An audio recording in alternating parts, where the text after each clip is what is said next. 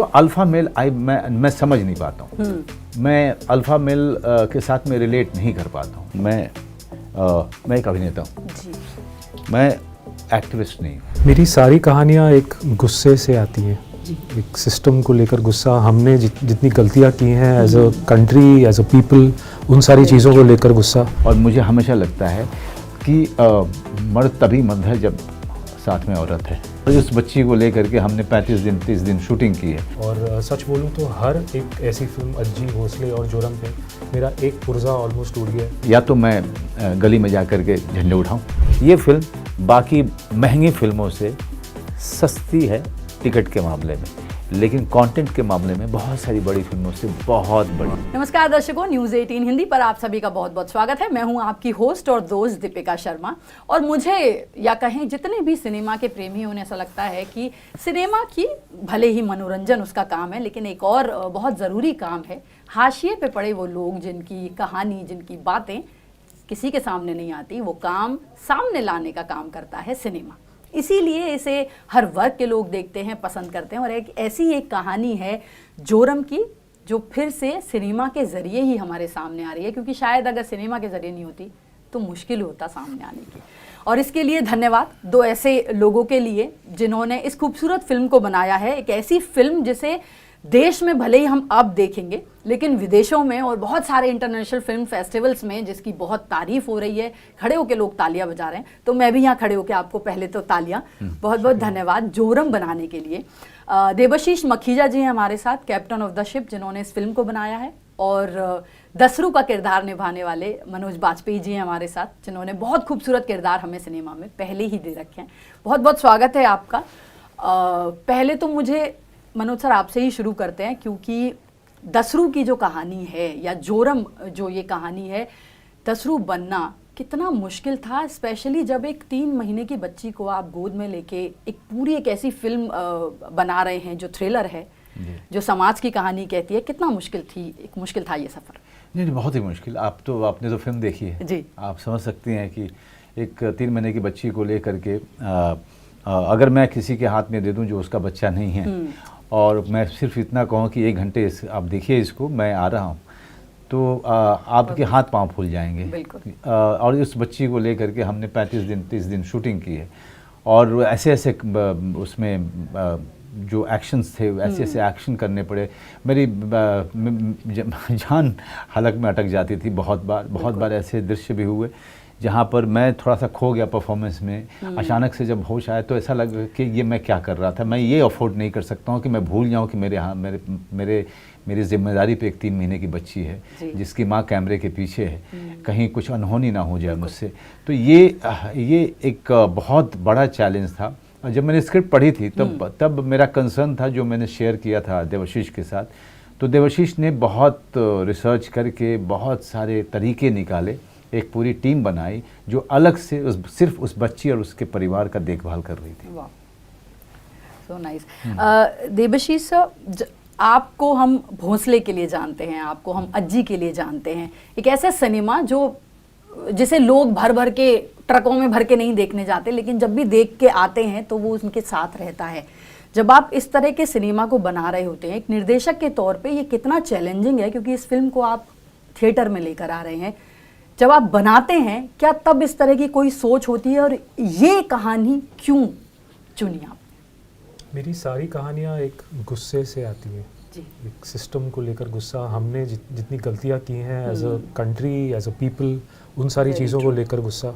और ये मैं हर बार कहता हूँ कि स्टोरी टेलिंग मेरी वेपन ऑफ चॉइस है, कि मेरे पास और कोई ज़रिया नहीं है अपने गुस्से को दर्शाने का, तो मैं कहानियों में डाल देता हूँ। और सच बोलूं तो हर एक ऐसी फिल्म अज्जी, भोसले और जोरम पे मेरा एक पुर्जा ऑलमोस्ट टूट गया। तो कहीं ना कहीं एक कोलैटरल डैमेज होता ही है, क्योंकि वो इतने सालों का गुस्सा जब आप लोगों के साथ शेयर करते हो तो कहीं ना कहीं से होकर ही निकलता है वो। बिल्कुल। तो उसका अफेक्ट तो पहले मुझ पर होता है, और मैं कोशिश करता हूँ कि थोड़ा अफेक्ट सब पर हो। बिल्कुल होता है, बहुत होता है। मैं इसका सबूत हूँ, क्योंकि जहाँ तक मैं फिल्म देखती जा रही हूँ, वो कहते हैं ना, वहाँ साड़ी से शुरू है। जैसे मैं सर को भी बता रही थी, वो साड़ी जब वो खरीदता है और उसी साड़ी में उस बच्ची को लेके पूरा सफ़र करता है। ऐसे छोटे छोटे, यहीं से मुझे एक और चीज़ आपसे पूछनी है। जैसे ये जो 3 महीने की बच्ची है जिसका हम जिक्र कर रहे हैं, जिसका नाम जोरम है, इस बच्ची को रखना क्या ये एक मेटाफर है? क्यों क्या ये दसरू जो है ये, क्योंकि एक थ्रिलर है, इसकी पत्नी की हत्या होती है, ये कहानी बिना उस बच्ची के भी कही जा सकती थी। इस मेटाफर को, इस बच्ची को वहाँ रखना कितना इम्पोर्टेंट था और क्यों? इसके 2 कारण हैं। एक सबसे बड़ी कारण है कि यस, ये मेटाफर है, ये हमारे भविष्य का मेटाफर है, ये उस दुनिया का मेटाफर है जो एक हमारे कोख से निकला वो फ्यूचर जिसके बारे में हम सोच नहीं रहे, वो हम क्या लेगेसी छोड़ रहे हैं हमारे फ्यूचर के लिए। हमारे चॉइसेस हमारे लाइफ टाइम में ही अनसस्टेनेबल है, हमारे बाद की लाइफ टाइम में हम कैसे ही जस्टिफाई करेंगे ऐसी चॉइसेस को। और दूसरी बात, हमने बहुत कोशिश की है इस फिल्म के साथ अपने दायरों को थोड़ा एक्सपैंड करने की, to try to reach out to more people. और वो emotion is the first thing that becomes universal. लोग इमोशन से जुड़ सकते हैं। यही फिल्म बिना बच्ची के एक थ्रिलर हो सकती थी, बट जैसे ही बच्ची आ गई और एक बाप और बच्ची इस पूरे चीज़ के बीच में आप जुड़ रहे हो एक बाप और बच्ची के साथ फर्स्ट, तो वो एक इमोशनली इंगेजिंग फिल्म बन गई, एक एक्सेसिबल फिल्म बन गई। बिल्कुल। और वैसे भी इस साल तो बाप और बेटे को लेके बहुत सारी फिल्में ऐसी आई हैं, हालांकि ये उस फ्लेवर की फिल्म नहीं है, ये बहुत ही अलग खूबसूरत मैसेज देती है। मनोज सर, जैसे हम बात भी कर रहे थे, जब मैंने ये फिल्म देखना शुरू किया, या कुछ जिन्होंने ट्रेलर भी देखा उनको समझ में आएगा कि दसरू माचो मैन नहीं है। वो एक सीन में, जैसे बड़ा खूबसूरत सीन है कि जब कुछ भी बात हो रही है, I don't want to give any spoiler, तो पत्नी बैठी है और वो बड़े खुलकर अपनी बात कह रही है और दसरू बड़ी धीरे से पीछे कह रहा है। आदि आपने बहुत अच्छी बात की। मुझे आई एम सो हैप्पी कि आपने जो है उस बात को जो है नोटिस मुझे इतना, मतलब क्योंकि आजकल अल्फा मेल और मर्दों की डेफिनेशन एक अलग चल रही है, ऐसे में एक ऐसे मर्द को पोर्ट्रे करना जो पूरा चैलेंज खुद कर रहा है, लेकिन फिर भी वो अल्फा मेल नहीं है, वो अपनी पत्नी उसकी बात कहती है, वो पीछे से अपनी बात कहता है। इस तरह के किरदार को निभाना, क्या इसके लिए किस तरह की इंस्पिरेशन, या कैसे देखते हैं इस सीन को या इन सारी चीज़ों को? नहीं, मैं तो यही तो बात है। मैंने अपने पिता को अपनी माता के साथ देखा है। मेरे पिता जो हैं एक आइडल मैन थे मेरे लिए, और मैं उनका बेटा हूँ, या मेरे भाई उनके बेटे हैं। तो हमारे परिवार में वो समानता देखी है, और वो जो भी निर्णय है उसमें सबकी भागीदारी भी देखी है मैंने। तो मैं ऐसे परिवार में बड़ा हुआ हूँ, तो मेरे लिए जब भी कोई कहता है वुमेन एम्पावरमेंट, तो मैं कभी रिलेट इसलिए नहीं कर पाता क्योंकि मैंने देखा है। उस औरत ने हमें पाला है, उस औरत ने हमें जन्मा है, और हमने उसको देख के सीखा है। कभी हमें बिठा के ज्ञान नहीं दिया गया लेकिन हमने देख के सीखा है। वो रेफरेंस एक आइडियल मैन का मेरे फादर थे, और बहुत ही डेमोक्रेटिक टाइप के आदमी। लेकिन और जो दसरू है और जैसा है, believe me, my first reference was my father. मेरे फादर जो है हमेशा सेकंड सीट लेते थे, बिहाइंड द सीन हमेशा रहते थे वो। जो आगे रह करके बात करती थी वो मेरी माता थी। वो ज़्यादा अग्रेसिव थी, वो ज़्यादा बड़ा डिसीजन टेकर थी, और ज़्यादा हर जो फैमिली में चीज़ होनी है या समाज से भी लड़ना है किसी के लिए, तो वो लड़ती थी। तो ऐसी माता की औलाद हो तो मेरे पास में बड़ी naturally, that's naturally it's ingrained in me. So alpha male मैं समझ नहीं पाता हूँ। मैं अल्फा मेल के साथ में रिलेट नहीं कर पाता हूँ, चाहे मैं भले ही चेहरे से कितना भी अल्फा मेल लगूँ लेकिन मैं उससे कभी रिलेट नहीं कर पाता हूँ। ऐसे लोगों को अपने समाज में ज़्यादातर लोगों को देखा है कि इस तरह की अल्फा मेल है, और मुझे हमेशा लगता है कि मर्द तभी मर्द है जब साथ में औरत है। क्या बात है जी, कितनी खूबसूरत बात कही है। और जैसे आपने कहा ना, दरअसल वही बात है, हम सारे रेफरेंसेस अपने घरों में से ही लेते हैं, और सेम गोज विद मी, क्योंकि जब मैं भी अपने पिता के बारे में याद करती हूँ तो मुझे याद है हम अपनी माँ से डरते थे और पापा को सारी बातें बता देते थे, सारे कांड हमारे पिता को पता होते थे। और मुझे आपकी किताब भी याद है जिसमें आपने अपनी माँ को एक शेरनी के तौर पे दिखाया, और अक्सर हमारी माएँ वही होती हैं।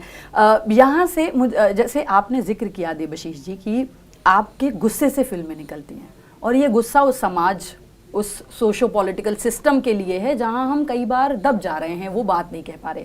मेरा सवाल आप दोनों से ये है कि एक क्रिएटिव पर्सन के तौर पे आज स्पेशली जब सोशल मीडिया, हर आदमी एक अकाउंट खोल के गाली दे सकता है, और हर आदमी आपको ज्ञान देता है कि आपको कैसा सिनेमा बनाना है, क्या करना है, ऐसे में एक एक्टर का और एक निर्देशक का पॉलिटिकली ब्लंट होना या अपनी बात कहना कितना आसान है, कितना मुश्किल है? आप दोनों जवाब दे सकते हैं। मेरा पहला मानना है कि मैं एक अभिनेता हूँ जी। मैं एक्टिविस्ट नहीं हूँ। अगर एक्टिविज्म मेरे अंदर में बहुत सारी चीज़ों को लेकर गुस्सा रहा है, जैसे कि इसके अंदर में देवाशीष के अंदर में है, इसके अंदर में अभी भी बहुत ज़्यादा है, मेरे अंदर में वो माइल्ड हुआ है, थोड़ा चैनलाइज हुआ है। लेकिन अब उसको हम उसका ही दो ही तरीका है, या तो मैं गली में जा कर के झंडे उठाऊं, या फिर मैं उस चीज़ के थ्रू एक्सप्रेस करूं जो मैं भली बात ही करता हूं, या जिसको जिसमें मैं स्किल्ड हूँ, जिस क्राफ्ट में मैं 30-40 साल से काम कर रहा हूँ। तो मुझे लगता है, मैं हमेशा कहता हूँ कि if you want to know my political ideas और सोशल आइडियाज़ और सोशल रिस्पॉन्सिबिलिटी और political responsibility, carefully you should look at my filmography. और मुझे कुछ नहीं बोलना है, मैं अपने कोई सफाई नहीं देनी कि मैं कहाँ खड़ा हूँ जी। मैं मुझे समझने के लिए मेरा सिनेमा है, मेरी फिल्में हैं, मेरे चुनाव हैं, जो आपको बताएंगे कि हम क्या हैं, हमारे आइडिया ऑफ द वर्ल्ड क्या है। क्या बात है। और मैं देवाशीष जी से उनसे आंसर पूछूं, मैं यहाँ बस यही कहूँगी कि अपनी बात कहने के लिए एक ही बंदा काफ़ी है। जी। एक्चुअली टेकिंग दैट फॉरवर्ड, मैंने ये रास्ता चुना कि मैं अपने स्टोरी टेलिंग के थ्रू, और सिर्फ फिल्में ही नहीं, मैं किताबें भी लिखता हूँ, कई सारी बच्चों की किताबें लिखी है मैंने, और वो भी कहीं ना कहीं सोशियो पॉलिटिकल है इन अ सब टेक्स्ट, क्योंकि मैं एक तरफा कॉन्वर्जेशन नहीं करना चाहता हूँ, मैं डायलॉग करना चाहता हूँ। और वो दो तरफा कॉन्वर्जेशन जब आप स्टोरी के थ्रू करने की कोशिश करते हो ना, वो सामने वाला इंसान खुल जाता है, और कहीं ना कहीं ये स्टोरी सारे मेरे इमोशनल हैं, आई एम होपिंग एंगेजिंग है, और एक थोड़ा ओपन एंडेड छोड़ता हूँ मैं, जैसे वो एक डायलॉग शुरू हो सके, नहीं तो फिर क्या ही पॉइंट है मुझ में और वो लोग जिनसे मुझे गुस्सा है, हम में क्या फ़र्क है अगर मैं डायलॉग करने के लिए मैं तैयार नहीं हुआ तो। बिल्कुल, कितनी इम्पोर्टेंट बात है, क्योंकि अक्सर हम गुस्से करने वाले लोगों को गुस्सा करके ही बताते हैं कि तुम गलत हो। एक सवाल बहुत ज़रूरी कि जब हम ये फिल्म बना रहे थे, जैसे आपने बताया भी, काफ़ी कहते हैं ना कि झारखंड के कुछ इलाकों में जाके ये फिल्म शूट हुई, बहुत सारे चैलेंजेस थे। कोई ऐसे सीन या कोई ऐसी चीज़ इस फिल्म के बारे में जो छाप छोड़ गई या हमेशा आपको याद रहेगी लंबे समय तक? मेरे बहुत सारे सीन हैं, कुछ एक सीन तो मुझे स्मिता तांबे जो बानो का रोल कर रही हैं, उनके सीन मुझे, दूसरा सीन उसमें कोई नहीं है, अगर आप सच में पूछे तो एक जेसीबी, इतना बड़ा जेसीबी अचानक से जो है मिट्टी खोदता है, और उसका मूवमेंट ऐसा लगता है जैसे कि एक दानव जो है धरती पे वार कर रहा है, जो उस तरीके से इन लोगों ने जो है शूट किया है। इतना बड़ा स्टेटमेंट है एनवायरमेंटल क्राइसिस का। वो, और मैं अगर थोड़ा सा मैं अब सेल्फ सेंटर्ड हूँ तो मैं कहूँगा कि जब पहली बार वो बच्चा अपने पड़ोसी से मुंबई के कंस्ट्रक्शन साइट पे लेता है और दूध का बोतल लेता है, मैं उसको मैं वो समय ऐसा था जब मैं मनोज बाजपेयी गायब हो गया था उस समय के लिए, और दसरू था वहाँ, ऐसे कुछ एक मोमेंट है जहाँ पे मनोज बाजपेयी गायब था, मैं क्योंकि परफॉर्म कर रहा था, और मैं वहाँ पे मुझे लगा कि हाँ मैं सही जा रहा हूँ, कि मैं जो चीज़ में अचानक से होश आ रहा है और मुझे लग रहा है अरे मैं था नहीं यहाँ पे, मैं कुछ और था। तो वो सब सीक्वेंसेस मेरे बड़े प्रिय हैं। जी, आप सर बताएंगे कुछ, कैसा झारखंड ने कैसे स्वागत किया शूटिंग करना? झारखंड बहुत ही एक डाइकोटमिक स्टेट है, उसमें ग्रीनरी है तो इतनी लश और इतनी सुंदर ग्रीनरी है, और जहाँ माइनिंग हो रखी है वो इतना दहशतदार है। So it's that contrast that drew me to Jharkhand, क्योंकि वो कैनवस ऑलमोस्ट अनरियल है जब आप ग्रीन से ट्रैवल कर वो रेड में जाते हो। बिल्कुल।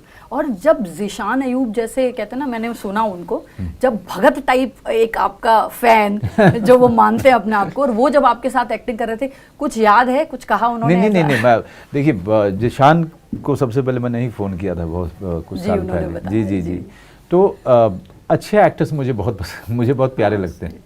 मैं उनको खाना खिलाऊंगा, मैं उनके साथ बैठूंगा, उनके साथ गप्पे मारूंगा, उनके साथ पार्टी भी करूंगा। मुझे एक्टरों के साथ में, अच्छे एक्टर्स के साथ में बैठना बड़ा अच्छा लगता है, बहुत ही अच्छा लगता है, क्योंकि अपना मेरा मानना है कि टैलेंट जो होता है ना, बड़ा रेयर ऊपर वाला किसी को देता है, बहुत रेयर है। बिल्कुल।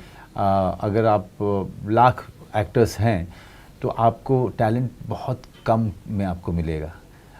मैं ये नहीं कह रहा हूँ बाकी मेहनत नहीं कर रहे हैं, टैलेंटेड को भी बहुत मेहनत करनी पड़ेगी, नहीं तो उसका फिर यूटिलिटी नहीं है। बिल्कुल।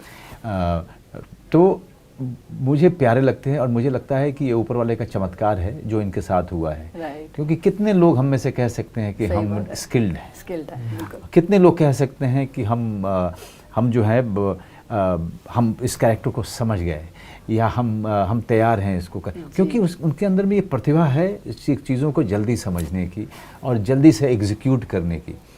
अब मैं अपने बारे में कहूँ तो बड़ी मेहनत करनी पड़ी, बड़ा अपने आप को जो है सताना पड़ा, कई यातना प्रताड़ना से गुजरना पड़ा to really come to a point where you start understanding the approach of acting, understanding little bit of the craft. तो बहुत मेहनत, लेकिन जो लोग इनबॉर्न टैलेंट हैं वो मेरे ख्याल से दे आर द ब्लेसिंग्स। और हम जिशान वगैरह लोग जो हैं, जिशान हैं और भी बहुत सारे हैं जो उनके ही जनरेशन के, बहुत ही कमाल है जी। क्या बात है। तो जीशान, आप मुझे बाद में थैंक यू बोल सकते हैं। देखिए, आप कह रहे थे ना मनोज जी से कुछ बढ़िया सी चीज़ सुननी है। देखिए, इससे बढ़िया एक जिस कलाकार को आप पसंद करते हैं वो अगर इतनी तारीफ कर दे, और इससे बढ़िया क्या हो सकता है। तो देवाशीष और मनोज जी मेरे साथ थे जिनसे हमने जोरम के बारे में बात की, एक ऐसी फिल्म जिसको दुनिया भर में तारीफ़ें मिल रही हैं, लेकिन तारीफ़ से ज़्यादा ये फिल्म डिज़र्व करती है देखना। ये फिल्म डिज़र्व करती है हमारी सोच, हमारा थोड़ा सा समय और इस पे थोड़ा सा ध्यान देना, क्योंकि जिन प्रिविलेज के साथ हम जी रहे हैं, कई बार उससे बाहर निकल के देखिए, बहुत सारा समाज, बहुत सारी दुनिया ऐसी है जो उससे दूर है और हमें लगता है कि हमें जो मिला है वो कम है। तो आप शायद जब ये चीज़ें देखेंगे आपको समझ में आएगा कि कम नहीं है, बहुत ज़्यादा है, बहुतों के पास वो भी चाहिए, ज़रूरत से ज़्यादा है। बहुत मज़ा आया आपसे बात करके। आई होप ये फिल्म कमाल करे। 8 दिसंबर को रिलीज हो रही है। चलते चलते कुछ कहेंगे सर? अब मैं सिर्फ इतना कहना चाहूँगा कि आप लोगों की शिकायत रहती है दर्शकों की कि हिंदी फिल्म इंडस्ट्री अंतर्राष्ट्रीय स्तर की फिल्में नहीं बनाती है, हम अच्छी फिल्में नहीं बनाते हैं, लेकिन मैं यही कह सकता हूँ कि जोरम अब आपके सामने है। अब ये आपकी जिम्मेदारी है कि आप बड़ी तादाद में जा कर के देखें, परिवार को दिखाएं। UA सर्टिफिकेट है तो बच्चे भी जा सकते हैं 13 साल से ऊपर। और ये फिल्म बाकी महंगी फिल्मों से सस्ती है टिकट के मामले में, लेकिन कंटेंट के मामले में बहुत सारी बड़ी फिल्मों से बहुत बड़ी, बहुत महंगी है, बहुत बड़ी है। और थैंक यू कहना चाहिए इन 2 कलाकारों को और इस फिल्म से जुड़े हर उस कलाकार को जिसने ये महंगा सिनेमा हमें बहुत सस्ते टिकटों में दिखाने की पूरी तैयारी कर दी है। बहुत मज़ा आया आप लोगों से बात करके। न्यूज़ 18 के साथ जुड़ने के लिए धन्यवाद। Thank you.